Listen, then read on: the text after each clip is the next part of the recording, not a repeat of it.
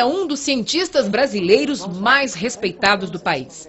Pesquisador e professor de física teórica de uma renomada universidade americana, Marcelo Gleiser, o convidado do Canal Livre desta noite, também é conhecido por tornar mais acessíveis ao público leigo complicados conceitos científicos. Gleiser é autor de 7 livros, entre eles A Dança do Universo, que mistura religião e ciência para falar da origem do universo, e O Fim da Terra e do Céu, que investiga o imaginário humano em torno do fim da espécie. Ambos foram vencedores do Prêmio Jabuti de Melhor Livro de Ciência.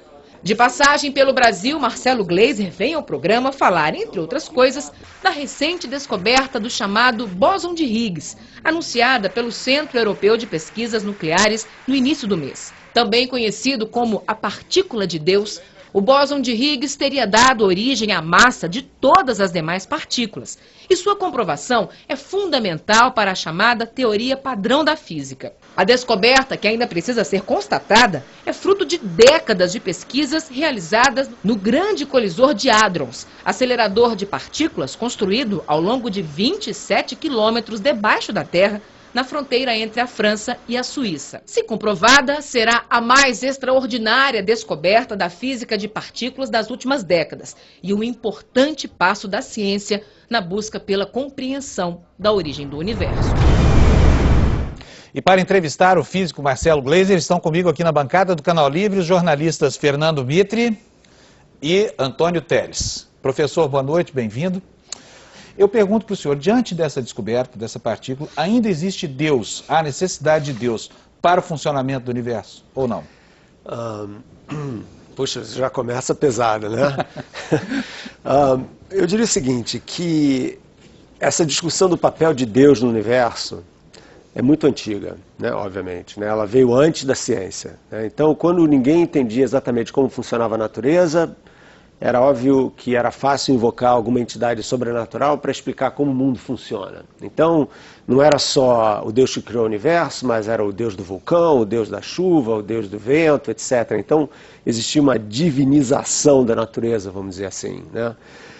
Com o passar do tempo, houve uma racionalização da natureza, ou seja, o homem começou a entender a natureza de outra forma, não só através de ações sobrenaturais, mas tentando usar um pouco da razão para entender as causas das coisas que a gente vê em volta da gente, né?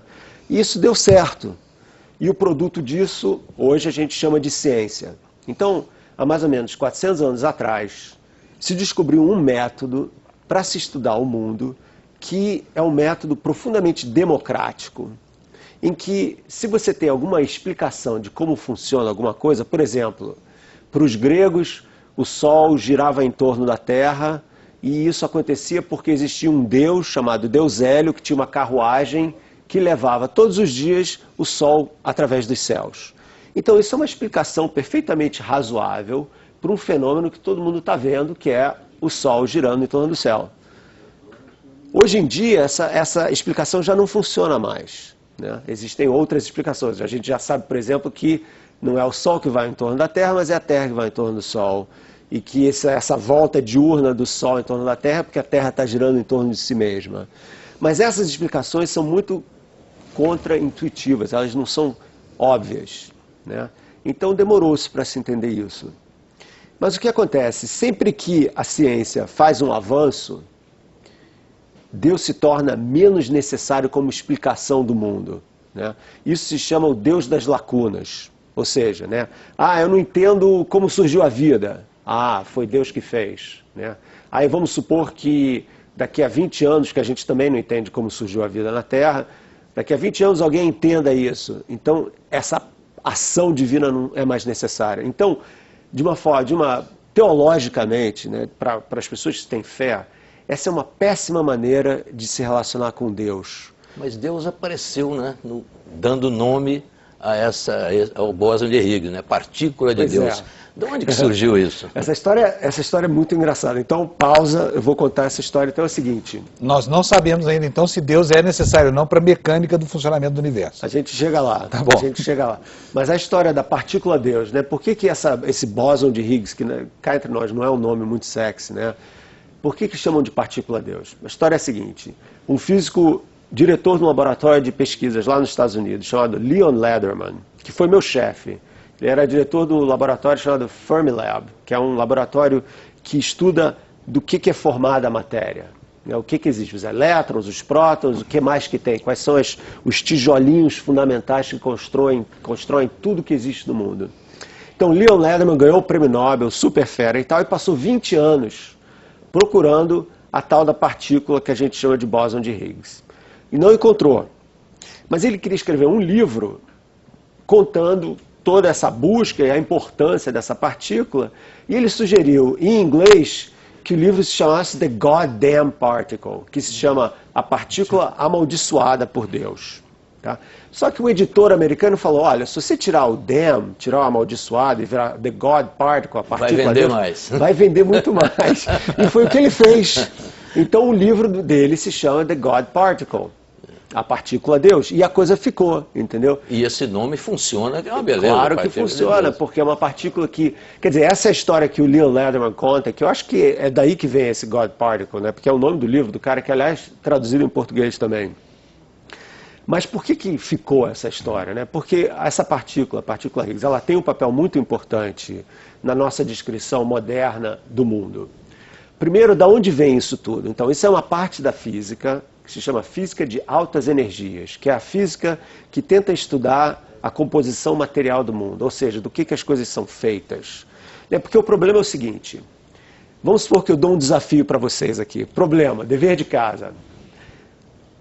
Vamos supor que você tem uma laranja, e eu pergunto para vocês, o que existe dentro dessa laranja? Só que vocês têm que me dizer o que tem dentro da laranja sem poder cortar a laranja. Como é que você vai estudar a laranja? Como é que você vai me responder isso? Uma tomografia. Atira uma pedra. Sem apelação. Atira uma pedra na laranja. Exatamente. Atira uma pedra na laranja. Ou então atira a laranja contra a parede, né? Quanto mais forte for esse impacto, mais a laranja vai se espatifar toda, e você vai ver bagaço, vai ver o suco, vai ver a semente. Então, quanto maior a energia do impacto da laranja com a parede, mais você aprende sobre a laranja. A física de partículas faz exatamente a mesma coisa. Por quê? Porque você pega um pedaço de pão. Você fala, do que é feito o pão? Aí você começa a cortar, e corta, chega uma hora que você não pode mais cortar, porque o pedacinho que você tem lá é do tamanho da faca, né? Então, e aí? Aí você vai para o microscópio.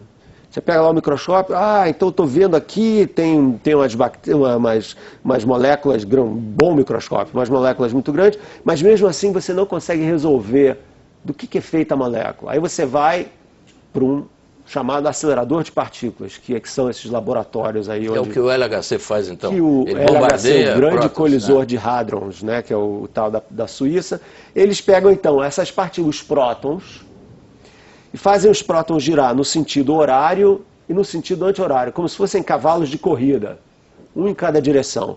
Só que de vez em quando eles usam ímãs para forçarem esses prótons que estão andando em sentido contrário a colidirem de cabeça um com o outro. Que nem a laranja contra a parede ou uma laranja contra uma outra laranja. Bang!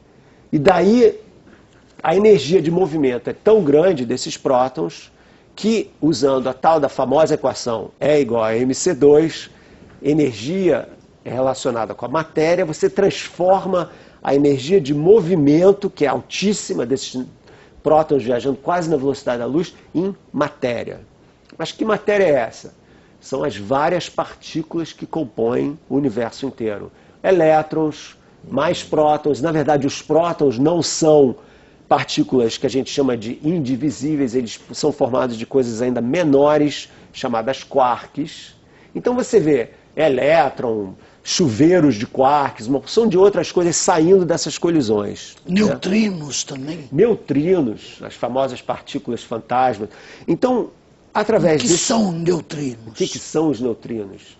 Os neutrinos são as partículas, talvez, não sei se são as mais estranhas, porque eu acho que os fótons, as partículas de luz, são as mais estranhas, mas os neutrinos são partículas que aparecem toda vez que existe um decaimento radioativo, alguma radioatividade. Então, por exemplo, quando você está fazendo algum trabalho de radioterapia no hospital, a radiação que está saindo de lá vem de núcleos instáveis, e quando o núcleo se transforma em um outro núcleo, ele lança uma porção de neutrinos também, como se fossem detritos dessa desintegração radioativa.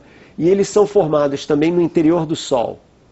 Então, nesse momento, cada um de nós aqui, isso é uma coisa incrível, cada um de nós aqui, nesse momento, está sendo atravessado por mais ou menos 1 trilhão, quer dizer, 1000 bilhões, né, de neutrinos por segundo. Isso é que fez, então, aqueles cientistas dizerem que os neutrinos bateram a luz na velocidade. Quer dizer... Que o senhor contestou no primeiro dia. Isso daí. Mas só... Então, esses neutrinos, eles são gerados no coração do Sol. Porque o Sol é o grande alquimista cósmico. O Sol pega hidrogênio, que é o elemento químico mais simples que existe, e transforma no segundo elemento lá da tabela periódica. Para quem lembra dessas coisas, você tem hidrogênio, hélio, depois do hélio vem o lítio. Então, o Sol transforma hidrogênio em hélio. Nessa transformação, ele gera uma quantidade gigantesca de energia e uma boa parte dela é transportada para fora do Sol, em forma de luz, que a gente sente aqui, e também em forma desses neutrinos. Então nós temos uma ligação muito profunda com o Sol, porque não só é a luz, mas é também essa radiação toda, esses neutrinos. Então ele não é uma parte do átomo. Ele não é uma parte do átomo. Nem é uma partícula do átomo. Ele é uma entidade diferenciada. Exatamente. De tal maneira que